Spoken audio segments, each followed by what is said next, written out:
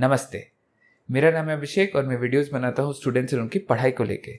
मेरे वीडियोस में चर्चा करेंगे कैसे स्टूडेंट्स और उनके माँ बाप मिलकर मेहनत कर सकते हैं ताकि अच्छे रिजल्ट आए। चलिए शुरू करते हैं आज का वीडियो। इस साल के एंट्रेंस एग्ज़ाम का दौर जनवरी में शुरू होने वाला है।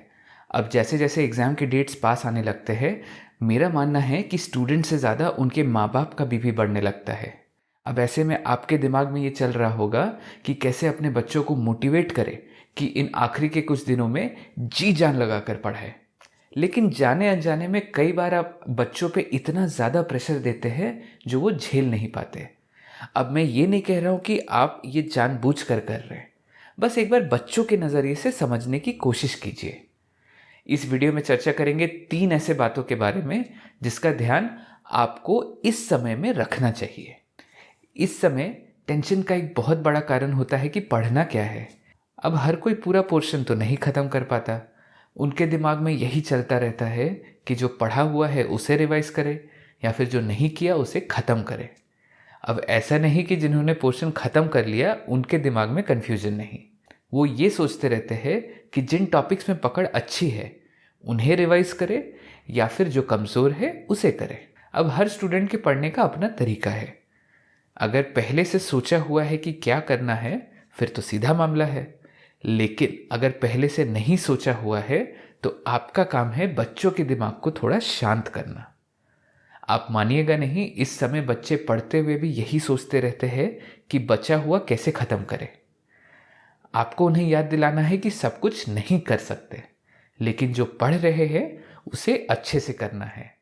आधे दिमाग से पढ़ के उतना फ़ायदा नहीं होगा। दूसरी बात जो स्टूडेंट्स को परेशान करती है वो है अटेम्प्ट्स। यहाँ पर मैं खास करके जेईई देने वाले स्टूडेंट्स की बात कर रहा।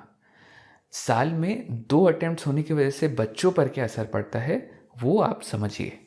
हर माँ बाप चाहेगा कि पहले ही अटेम्प्ट में अच्छे नंबर आ जाए और टेंशन ही ख़त्म, लेकिन सबकी उतनी अच्छी तैयारी नहीं होती। आपको ये समझना होगा कि कुछ स्टूडेंट्स के लिए ये प्रैक्टिस एग्ज़ाम की तरह होता है ताकि अगले बार वो और अच्छे तरीके से रिवीजन करके एक अच्छी रैंक ला पाए। लेकिन अगर आपने उन पे ज़्यादा ही प्रेशर डाल दिया तो एग्ज़ाम से वापस आकर वो इतने निराश हो जाएंगे कि अगले पेपर के लिए पढ़ना ही छोड़ देंगे।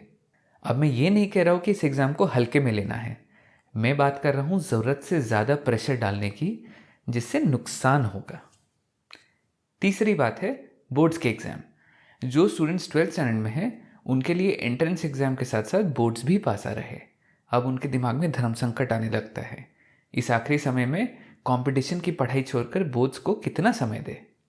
जो स्टूडेंट्स जेई देने वाले हैं उन्हें पहले पेपर के बाद ये पता चल जाता है वो कितने पानी में हैं, लेकिन अगर पहला पेपर ज़्यादा ही ख़राब चला जाए तो आगे की पढ़ाई में ध्यान देना थोड़ा मुश्किल हो जाता है।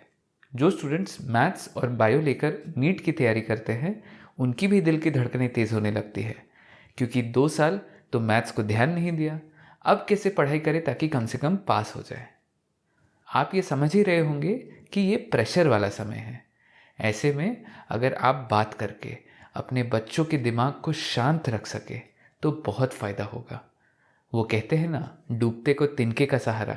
अगर आपने उनका साथ दिया तो ये तिनका नहीं पूरा टाइटैनिक साबित होगा, याद रखिएगा।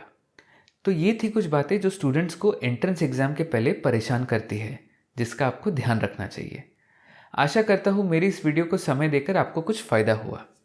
मैंने आपको जो भी समझाया उसे समझिए, आपको जो सही लगे, आपको जो स्टूडेंट के लिए सही लगे बस उतना कीजिए और फ़र्क देखिए।